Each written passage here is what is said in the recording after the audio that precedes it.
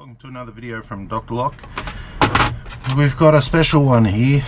So this is what we call a Euro cylinder. This is on an expanding or bifolding like lattice type grill, and you basically, it folds up into a little package and then you pull it out and it expands with, and it's like lattice, so it's got all the crosses on it.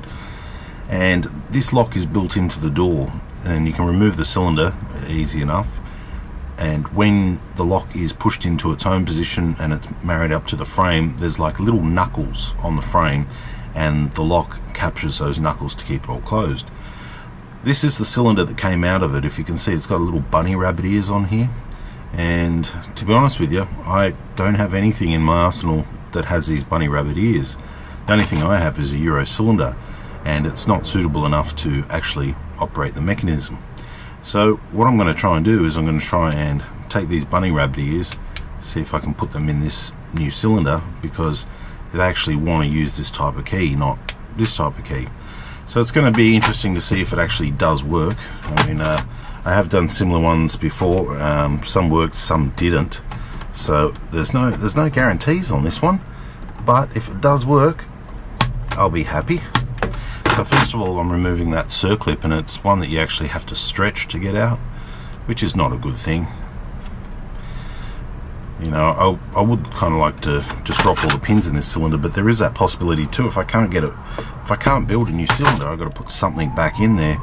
So I want to try and do this carefully as to be able to save the parts if needed, because there's nothing worse than having to specially order a cylinder like this for a door.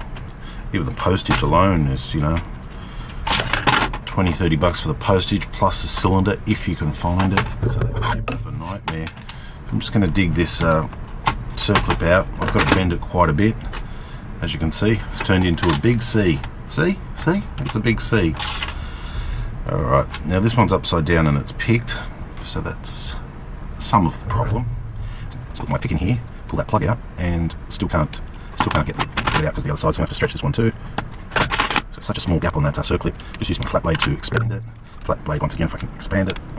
Circlip plies, see if I can get in there. Yep, got it. Just stretch that right out. Now I need to pick that. There goes the tool. So I'm just going to pick that using the electric. I feel it is picking, but I might be hitting the cam or something.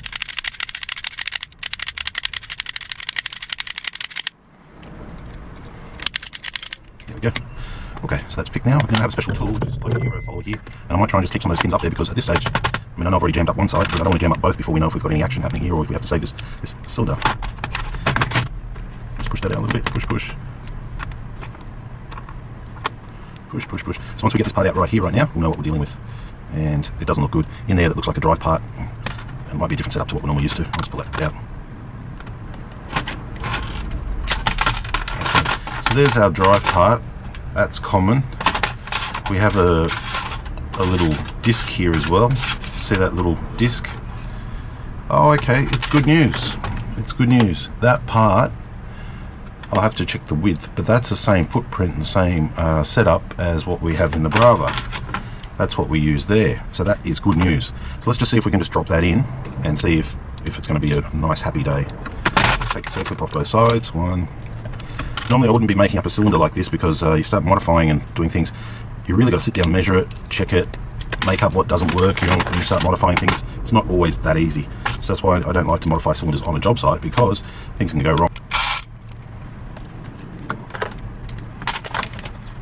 Okay, I'm confident now we've got a match, so I'm going to not worry about the old cylinder, just work on the new cylinder. Here's the trick: I have to remove that part without disturbing everything, without losing anything.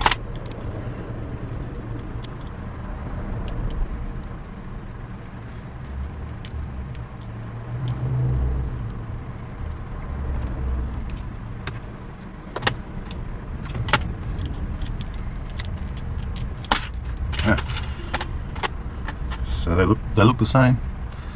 Take that one out there. They look the same. Yep. Pop that one back in there, and we'll pop that one back in there too.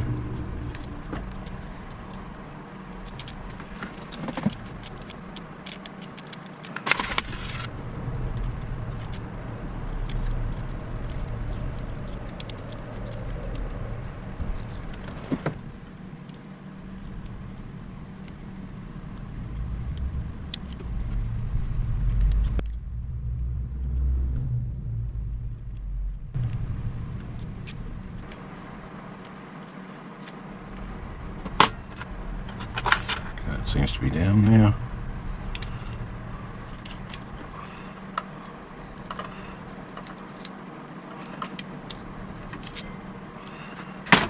Okay, the moment of truth.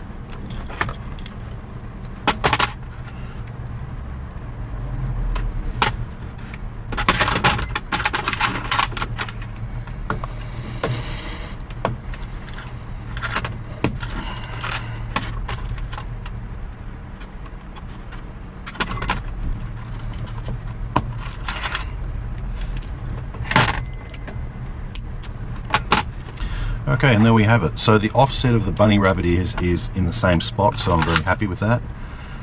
Key goes in, rotates. It's a solid cam. It's a solid cam just like the original, so I'm happy with that. Just making sure it's not going to slip because this gate's under a little bit of pressure, and I want to make sure that that cam is not going anywhere.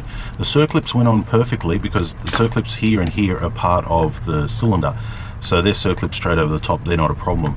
This part here can't really go too far, and the part in the middle that moves backwards and forwards, this little part here, seems to be working quite well. When the tip of the key pushes it in, it works.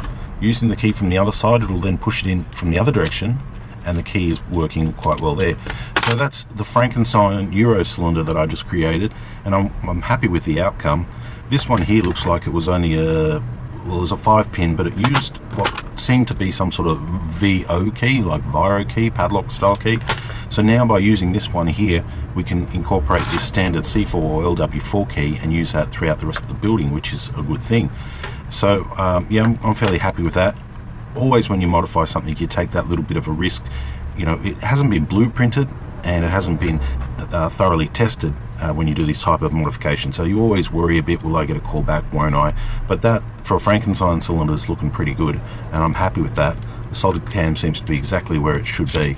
So another thing I'll do now is I'll just put some Loctite on all of these screws because I don't want them coming loose. It's a good design, it's quick and easy for change, but I have seen these come loose over time, so I'll just put some Loctite on them, or yeah, just a little bit of Loctite so they don't come out, and I'm happy with that. So that's Euro cylinder, converting a Euro cylinder, Frankenstein cylinder I think we'll call it, and now we can put it back on the I'm not exactly sure what they call it, a scissor door or a lattice door or bifolding door. It's not bifolding, it's a door that squishes. It's like a cage. They use them a lot in shopping centers. So that's the cam on it. So there's something new for today. Okay, thanks for watching.